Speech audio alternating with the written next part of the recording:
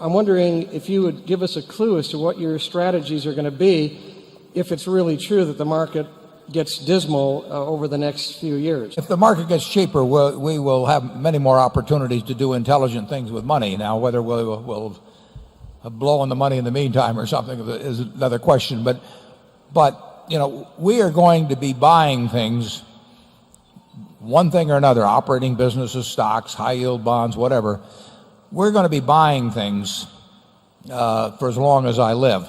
Just like I'm going to be buying groceries. Longer than that, Warren. Yeah. Well, yeah. Charlie's just waiting to take over after I. And I'm going to be buying groceries the rest of my life. Now, would I rather have grocery prices go up or down if I'm going to be buying groceries tomorrow and next week and next month and next year? And the answer is obviously, if I'm a net buyer, I will do better if prices are lower. We're not good at forecasting markets. I mean, we knew that we were getting enormous bargains in the mid 70s. We knew that the market went crazy to some extent in the late 90s, but we don't have much, we don't spend any time, Charlie and I spend no time thinking or talking about what the stock market is going to do, because we don't know.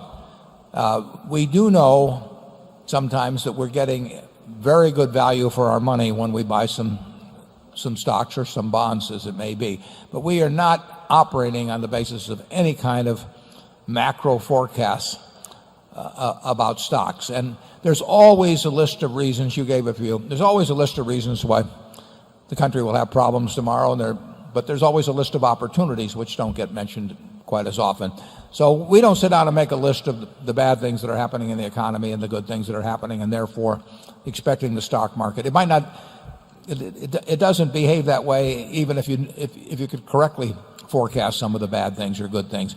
Overall, I'm an enormous bull on the country. I mean, over time, this is the most remarkable success story in the history of the world, if you think about it. I mean, in 1790, we had less than 4 million people in this country. There were 290 million people in China. There were 100 million people in Europe.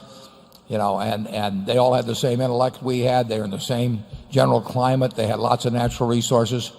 And 215 years later, those 3.9 million people, I think, actually, have 30% or so of the world's GDP. So it does not make sense to bet against America. That doesn't mean all our policies are smart or anything.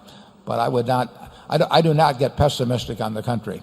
I worry about the big worry is what can be done by either terrorists or governments that have access to nuclear, chemical, or biological weapons. But in terms of the basic economics of the country, your children are going to live better than you live, and your grandchildren are going to live better than your children live.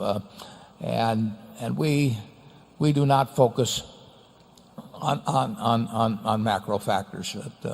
Charlie?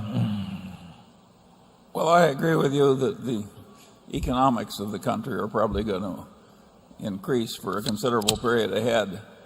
But I suspect that in very important ways we are at or near the apex of a great civilization. You heard it here first, folks.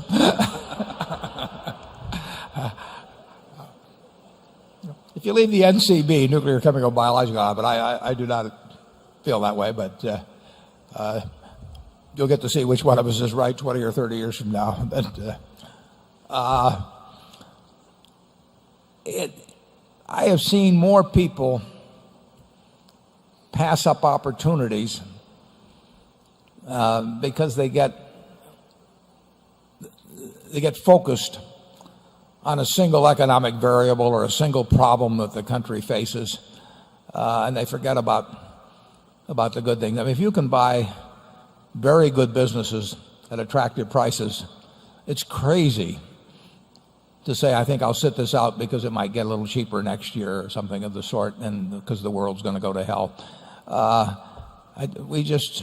We've never operated that. We've never decided not to buy a business we like because of a macro view, have we? Not yet. Okay. It's hard to get him to really agree with you. I've been working on it for years.